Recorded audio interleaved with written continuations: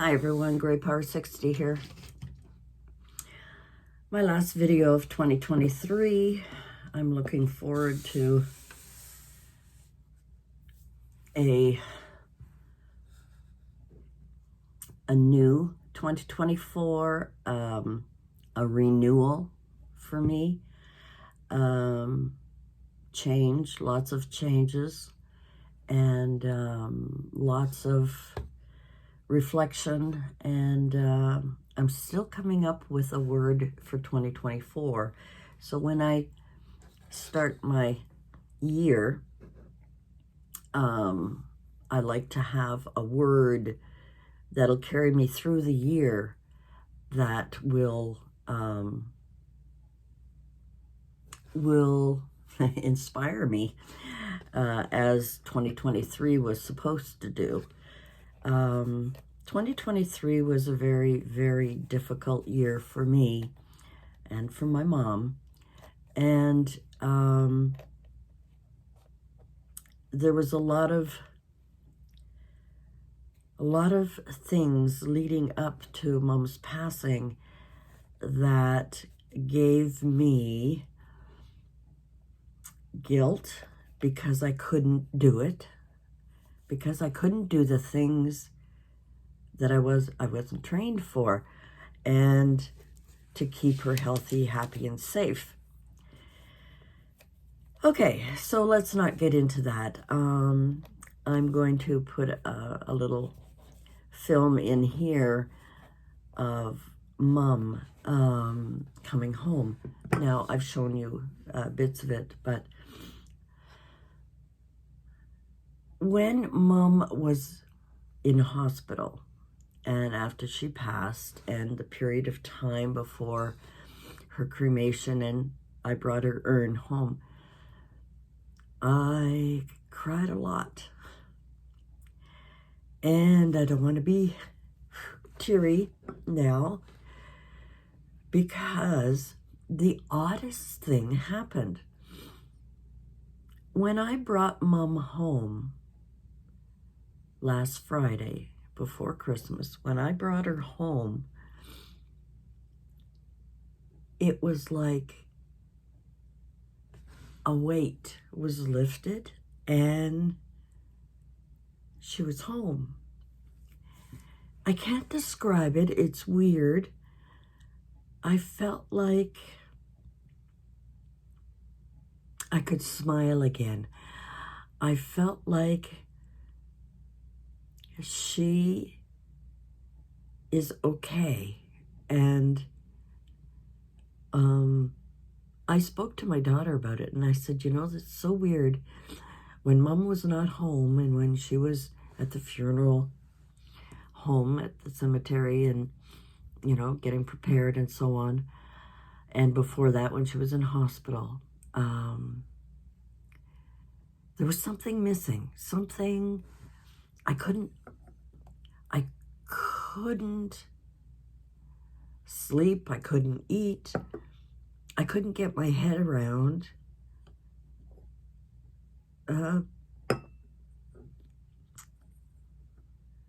the fact that there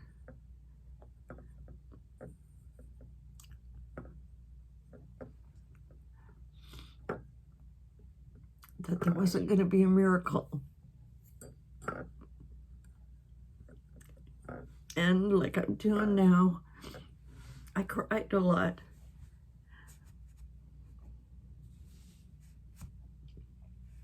Oh, let's pause for a moment. All right, let's not, I didn't want this to be a teary.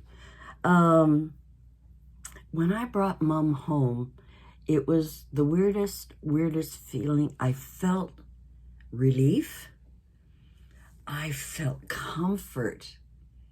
I felt like my heart wasn't broken anymore. It was like she's home. And that is weird, you know, because I hadn't been eating, I hadn't been sleeping. I cried a lot and so on. But once I brought her home and set her on the fireplace, on the mantle, it was like, she's home. And I know, and many of you know, I mean, I have been grieving for my mother and my brother for years, because they are both lost in another world. You know, dementia and Alzheimer's is a very cruel disease to family and friends. I don't know, maybe in the beginnings it's cruel also to the person who is inflicted, but there is, if you have people around who are patient, and if you allow them to, not all, of course, but in my mom's case, in my brother's case, allow them to just be okay. Just to be okay. And when they're losing their memory and they don't no longer know who we are,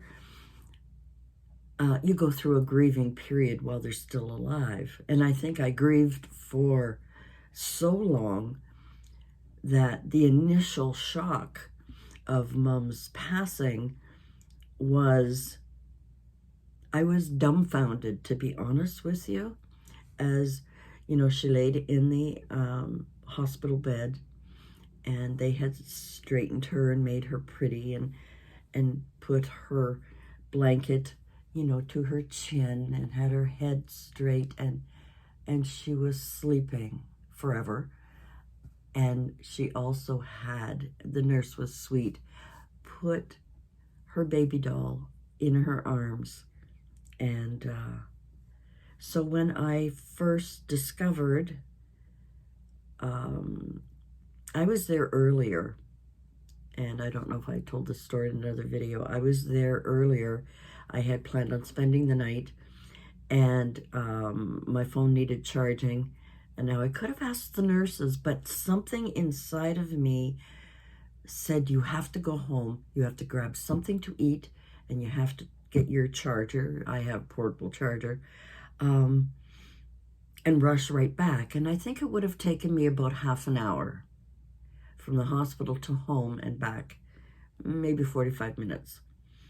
And that would have been a quick trip. Unfortunately, when I got home, my neighbor was there and wanted to talk, and asked about me and how I was doing, and if I wanted to go in for a cup of tea, and a little chitter chatter, you know, making sure I'm okay. I have wonderful neighbors. And so when I got back to the hospital, Mom had already passed. And I was mad because I wanted to be there when she joined my father. I wanted to be there for that last breath. I wanted to be there to let her know it was okay. And I missed it. But why did I have that thought? Because I could have gone downstairs to the restaurant and got something to eat. I could have asked the nurses to borrow a charger or to plug in my phone, which would have been so easy. And they had gotten me a nice comfortable chair where I could sleep and be with Mom. And something came over me to leave, to go. And that wasn't like me, you know, it was weird. I think my mother was forcing me. I think she was making me go so I wouldn't be there for that last moment. I wasn't there for that last moment with my dad, and Mom didn't want me to be there, I don't think, for that last moment. So when I got back and she hadn't been breathing, and I sat and I put my hand on her chest and sat very close to her, and she was very cold, and, well, not cold, but cool. And there was no breathing. So I went to the nurse and asked when Mom passed. And she said she came in earlier, because I had noticed they put an oxygen around her nose. She came in earlier and she was a little bit not anxious, but movements. And we had authorized them to give her little pain meds that would keep her calm and relaxed all the time whenever she wanted to be relaxed. And she said her heart was still beating at that time because they checked. So from the time the nurse was there to 10 minutes later when I got there, Mom had passed. And I stayed with her. And the shock of it left me wondering why I went home. I wanted to be there. I didn't cry. I didn't, break down. I just smiled at my mom. I kissed her on her cheek, on her forehead. I hugged her. And I said, now you're with Dad and with all of your sisters and brothers and your mother.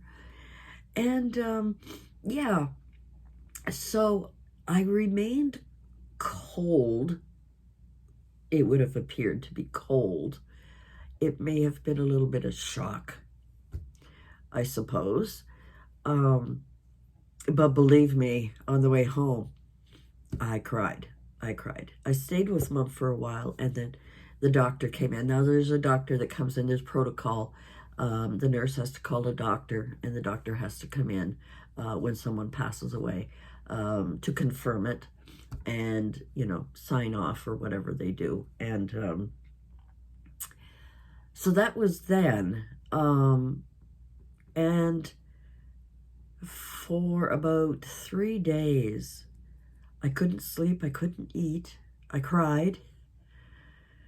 There was guilt. There was a lot of guilt. And maybe if I kept her home longer, she would still be with us. And let me have a break here.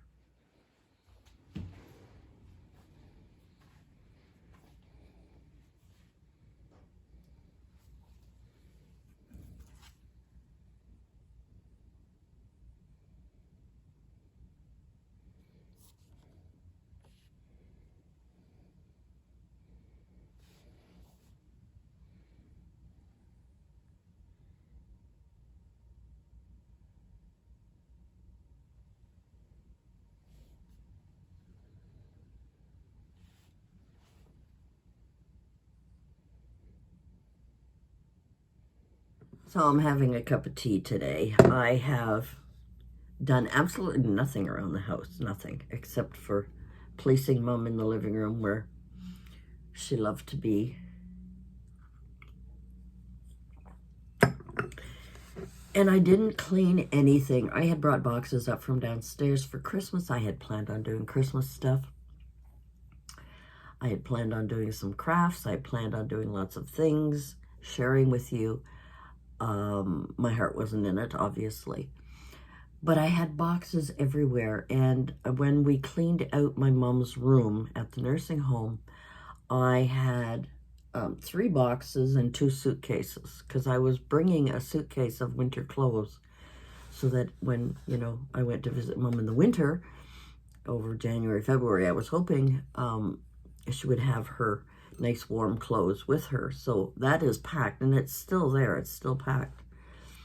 We threw out, because they didn't accept donations at the nursing home of Mom's things, we decided to just thrift them. We just put them in big black plastic bags, all of her clothing, everything, except for a couple of things that I brought home. But we donated all of that. And anyway, so that was the first part of this video, is basically talking about bringing Mom home and how weird. I spoke to my daughter and I said, it's so weird. I was so guilt-ridden and angry and hurt and grieving for my mom. But when I brought her home, it was like it was all lifted. It was the weirdest thing. I felt comfort. I felt joy. I felt that Mom was home. So that's that. So now that Mom is home, I've had her home for a while. I went to the dollar store. I picked a couple of things up. I did a little bit of shopping, not much for my grandkids because, you know, there was still the whole, I didn't get a chance. There was a whole grieving thing and the whole not wanting to go out, not wanting to do anything. But anyway, so I went to the dollar store and I picked up this 2024 calendar, which says today is a good day. And I like it because every day it's you're braver than you believe, stronger than you think, and more loved than you'll ever know. And that is for the 4 months, you know, September, October. If I had bought it sooner, would have been better. November. And then come January, there's a beautiful saying each day. This one is begin each day with a grateful heart. And that is for January. And I thought that grateful might be my word for the year. When you love what you have everything you need. And it's true, right? Thankful, grateful, and blessed is for March.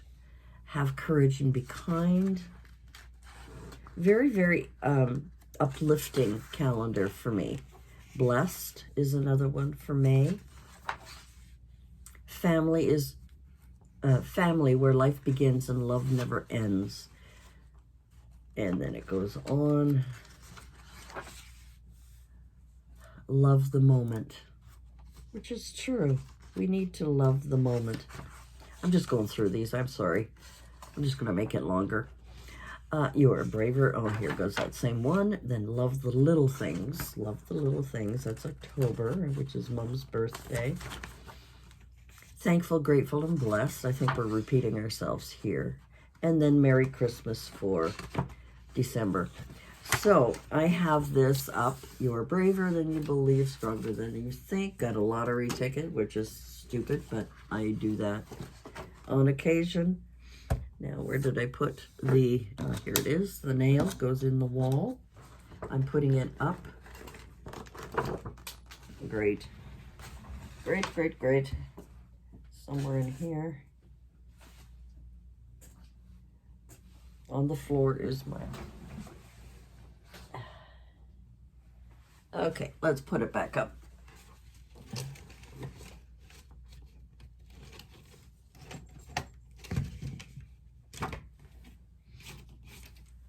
Because it has, you are braver than you believe, you're stronger than you think, and you are more loved than you'll ever know, is so true. So I haven't come up for a proper word, but so we had a beautiful Christmas.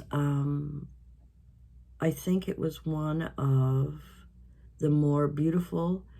My children and I get together Christmas Eve. That's our Christmas. And then, of course, they stay home with their children. And I usually make other plans, but my daughter invited me to go for supper, and I went. Kind of anticlimactic from Christmas Eve, which was, you know, kids opening their gifts from their nanny and from their uncle and things like that. And it was beautiful. It was like a reunion of our love for each other, because it had been a really long time since we had that family closeness. And I think Mom helped bring that to fruition. Anyway, so Christmas was great. Now, between Christmas and New Year's, not much is going on. And I had to make the necessary phone calls for Mom's pensions and so on to discontinue.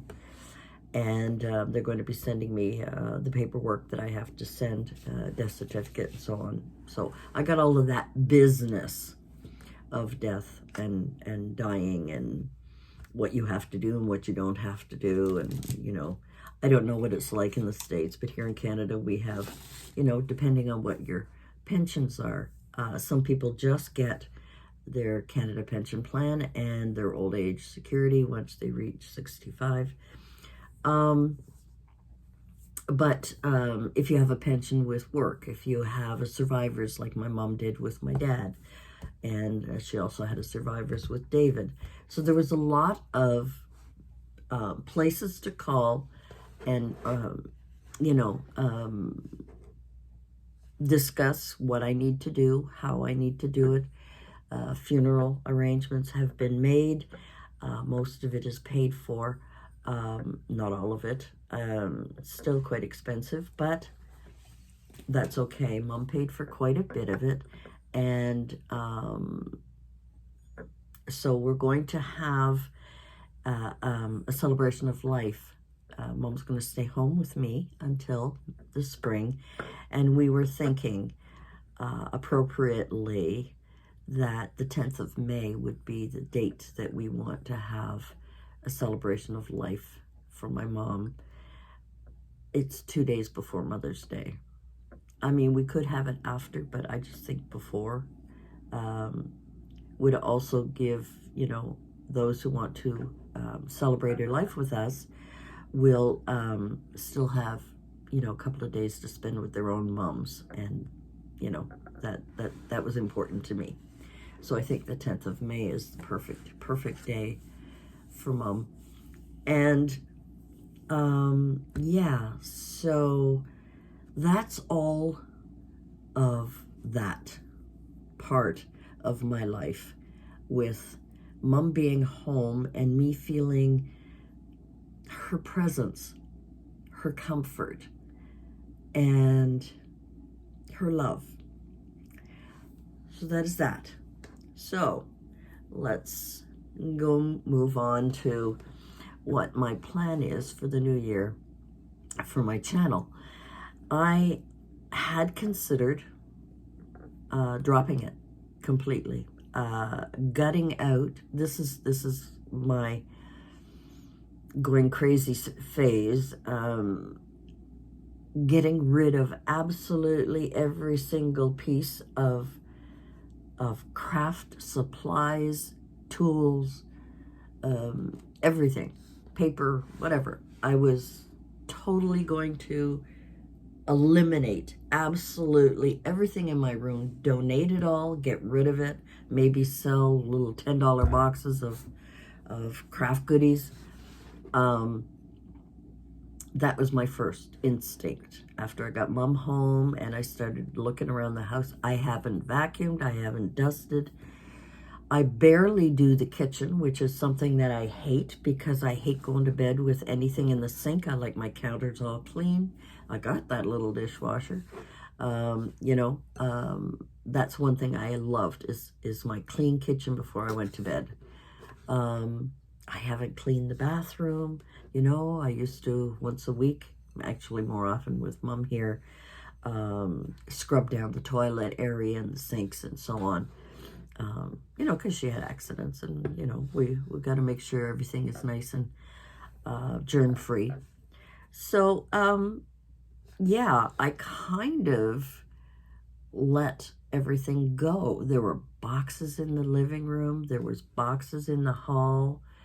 I have one large box that I want to donate, but it's so darn heavy. And I don't have two smaller boxes to put things in. Otherwise, I could just, you know, put them in my car.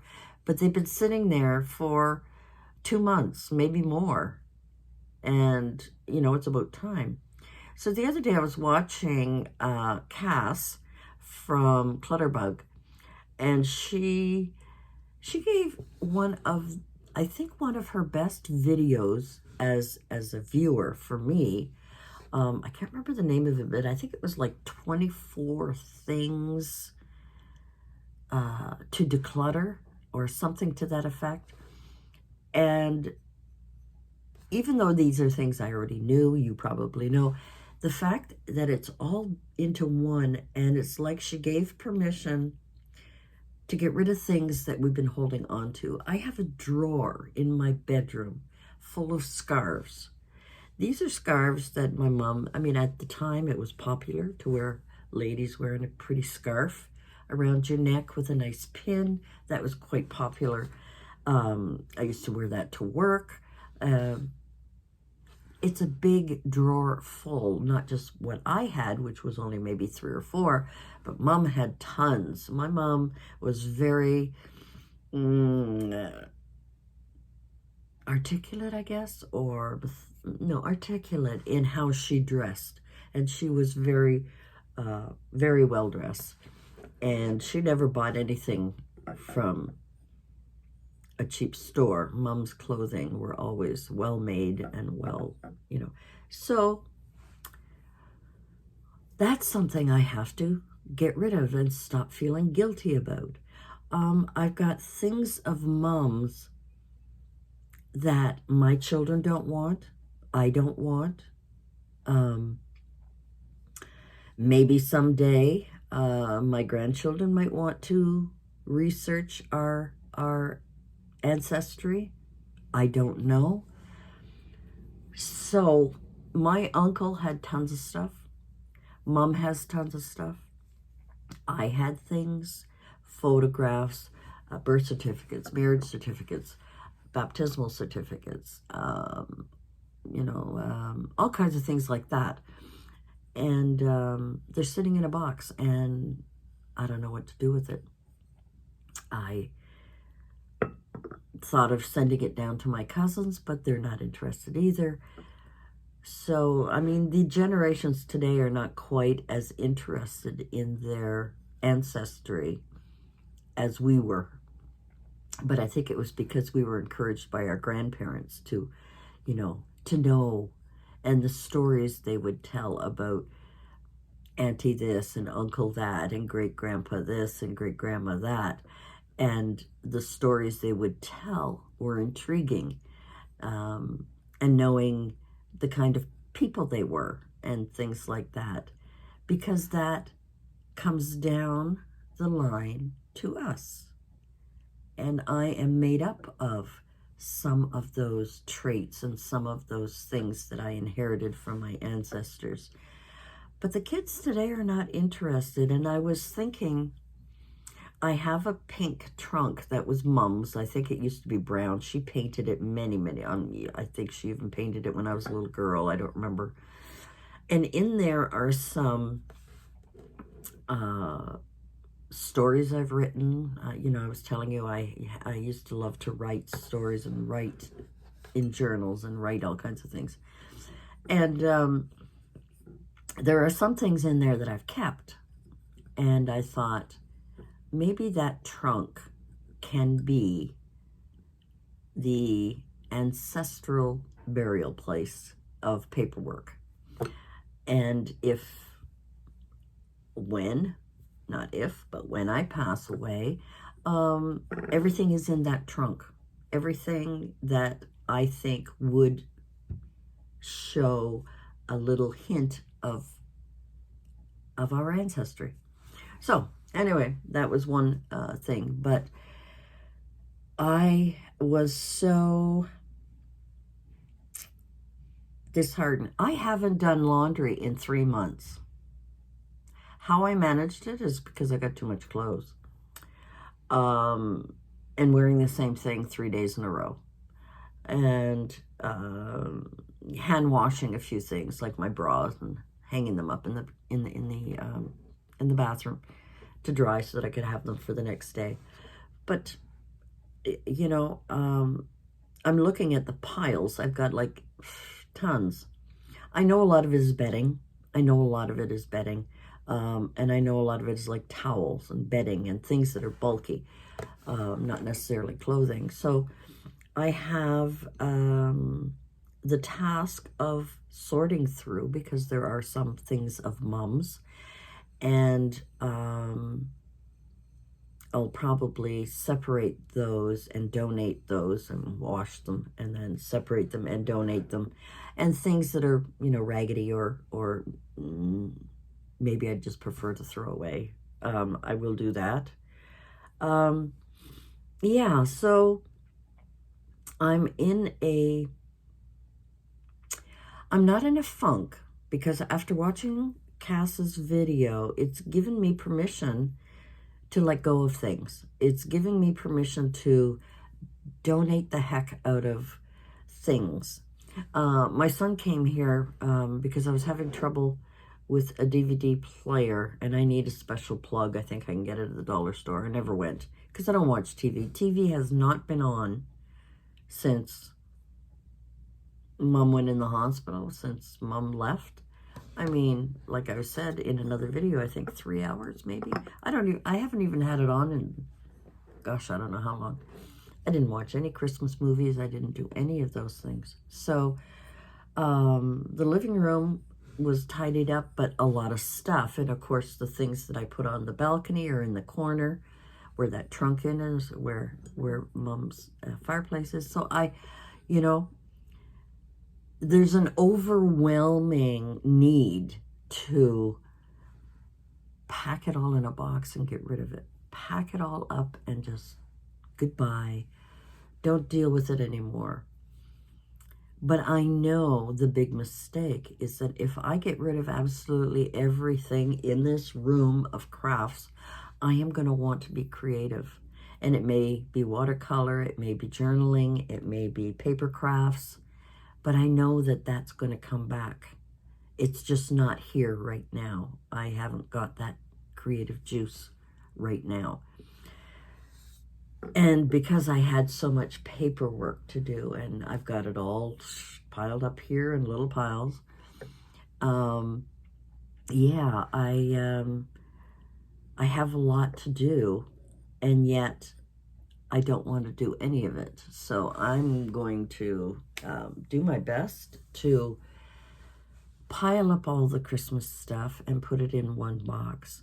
And perhaps, maybe later in the year, maybe do a Christmas in July if I do get back into crafting, which I probably will. I think it's just the heart has gone out of me right now, which is understandable. But I think that I would like to make a few changes on my channel because I've been stuck, and truly been stuck at home with Mom and only able to videotape a little bit here and there. And I thought perhaps I might indulge in sharing a bit of my life. And I know when you're in your 70s, people think you're invisible, and I don't ever feel invisible. I don't ever feel like I can't contribute to something. I don't ever feel that. And I don't know whether it's because I've never allowed it, or that I've done things on my terms. In other words, if I want to be involved in politics, I will. But if I don't, I don't. If there are things going on in the world that seem ridiculous to me, dangerous, and all of the, the fearful things that some directions are going, I have to remember that a lot of information may be coming from one or two sources, and those sources are not really very reliable. And it does not depict the world. It depicts a certain spot, a certain area of the world that deals with their particular dilemmas, whatever it may be. Whether I want to get involved in that or not is up to me. Whether or not I want to absolutely break down and laugh until I can't stop laughing, until my ribs hurt at some of the silliness going on. Because, when we get to our age, some people have a bad habit of relaying our feelings to young people and saying, I told you so, or you'll see, or, my way is better, or, when I was young, blah, blah, blah, blah, blah, blah, blah, blah, blah. No, no, no, no. Let's just sit and smile, do our best as a citizen of a community to keep things on track and to help where necessary and to guide when asked, not to offer. We have a lot of, I'm smiling now because these are the things that my parents went through, my grandparents went through, as we young people broke through rock and roll and the hippie movement and, the love fests or love-ins and all of those crazy things to break free. The whole world kind of changed, but now it's personal. Change before was always a group effort. It was always a community of doing the right thing for a community of people, whether it be all the teenagers doing something very loving and special, and now today, everything is singular. Everything is how I feel, how I am, my feelings, my emotions, my. You must accept it. And no, we don't. You keep your feelings to yourself. You keep your emotions to yourself. But you don't have to dictate to me how that is going to impact me. I went through a horrible situation where I lost my mother. I don't expect each and every one of you to bow to my grief and I don't expect you to send me flowers and condolence cards and gifts and, come in and clean my house and do the meals and have a gathering. And no, that is something that is not wanted or welcomed, simply because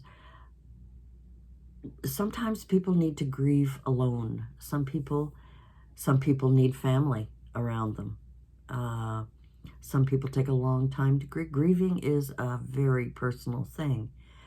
And we usually need to keep it to ourselves, talk about it when it's convenient and accepted, and not forced upon us, like, to have me acknowledge to you that you should be grieving because I'm grieving, and respect me because, I'm going the long way around to some of the expectations of our young people demanding things. And to me, it's like a cry for help. It's like a cry of, you didn't pay attention to me enough. Now I'm going to throw a hissy fit and you better listen to me. Now, I know all of the things I'm talking about are going to be negative feelings towards me. Too bad, because I've already been there. I've already gone through a lot of these things. Not the exact thing you're going through, but similar rebellious control issues which teenagers go through. We want to have our own space. We want to make up our own mind. We want our own place. We want people to respect us. We want to be paid for our jobs. We want, which is typical of a young person growing. The trouble is that the rest of the world is not patient enough to listen to your wants. And it's not needs. You don't need certain things. You want. You want people to respect you. You want people, but you have to earn it. You don't demand it. You earn it. You earn respect. You have to respect yourself. And I know I'm going off on a tangent here totally, because I was only going to be talking about my mom and crafting. But from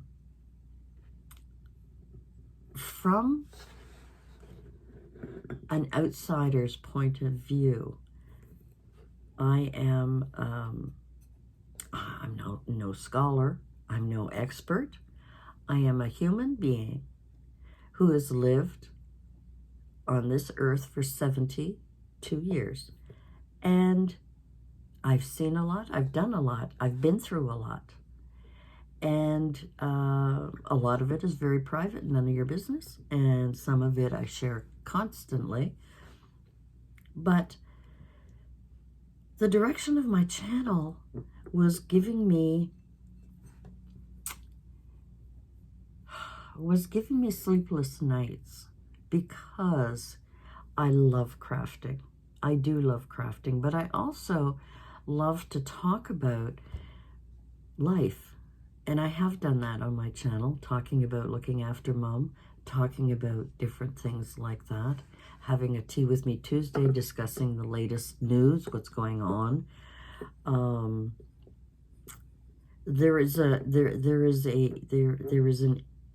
evil wave going through the world right now that is hard to ignore. It's hard to accept, and it's hard to know what to do about it. Some people pray.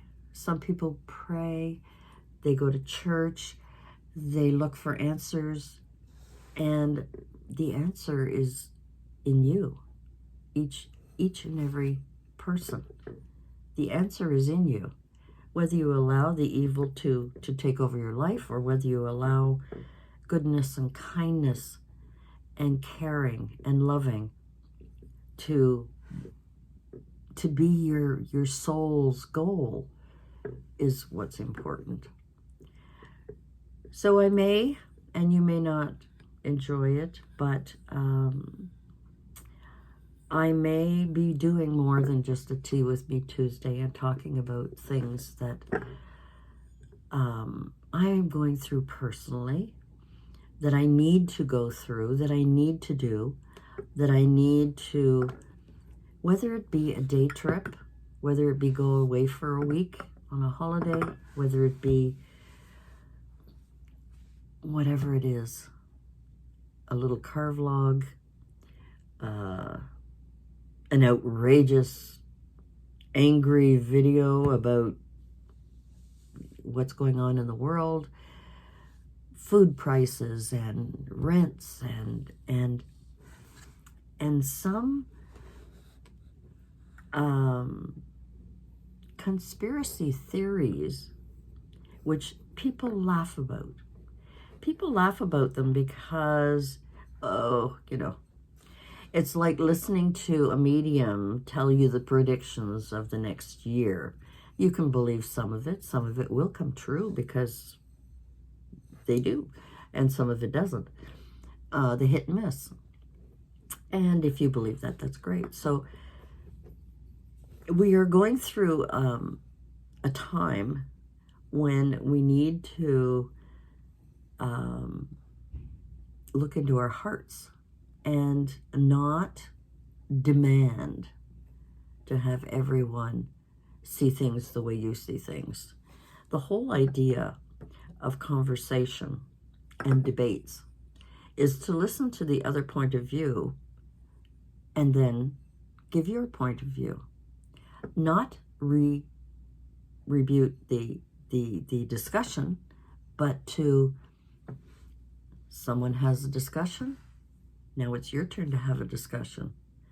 Whether it's a debate or not, it's not to tear someone down because they have an opinion, but to try and understand it, but also to let them know it's not your thing. It's not, you don't believe in the same things, therefore we have to agree to disagree.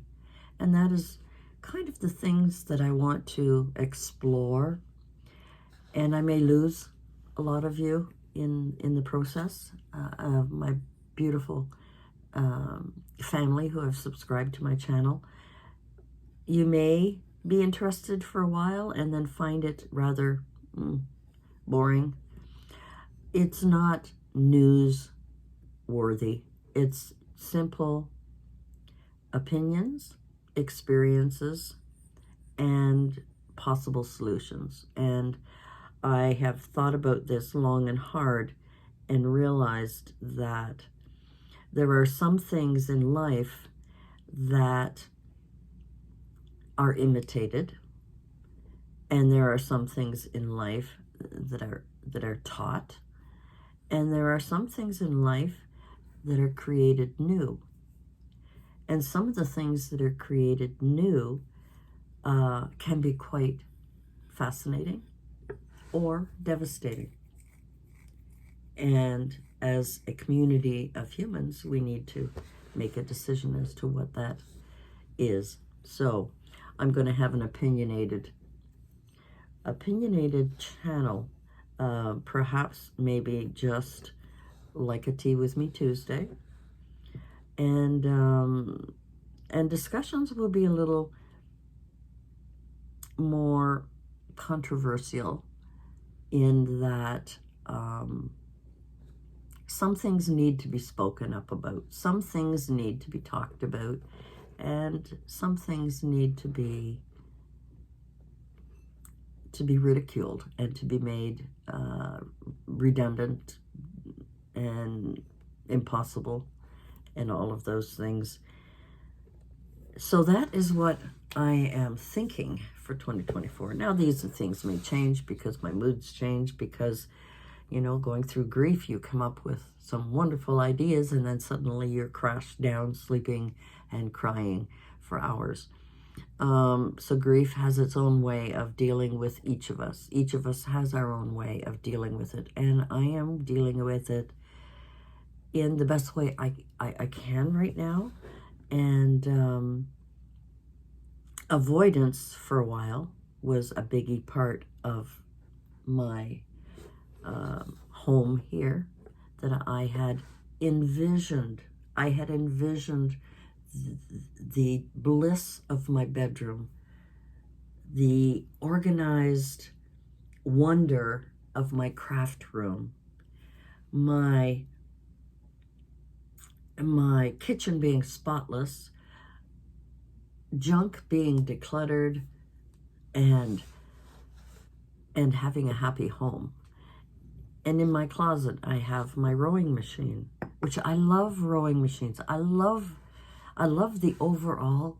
I have not used it in 3 years. No, it's not true. I used it once. But it's in the closet. I am making a, where our dining room was, where I had things, that is going to be my little workout area. I have a yoga mat. I think I have 2. I have a yoga mat that I'll be using. I have personal programs that I have developed for myself to maintain my health. I don't know if I can improve it. I'm getting old. Things are going to fall apart. I don't know. I'm eating better than I ever was before. Even though I'm eating sparsely, I am eating better. So even though I may only eat once a day, it's a good meal. And my favorite, I love Caesar salad. I love Caesar salad, but I also throw in peppers and mushrooms, and so it no longer becomes a Caesar salad, but I begin with a Caesar salad, and I love it. And I have a huge bowl, and that's my once a day. And you know, between drinking tea, drinking water, of course my pop, I always have to have my Coke. It's something that I always had in the car, and it's kind of a habit that I'm going to be breaking. But I'm also, I think in the next video, I would like to talk about, because I'm not prepared right now, I would like to talk about the plans for my videos and for the new year and what my word will be. Anyway, thank you for joining me, and forgive the bluntness, the emotions and so on of my video. I hope that you will stick around for the new year. But until then, I do hope you do have a good new year. And I will chat with you next time. And it'll probably be next year. Thanks for joining me. Bye for now.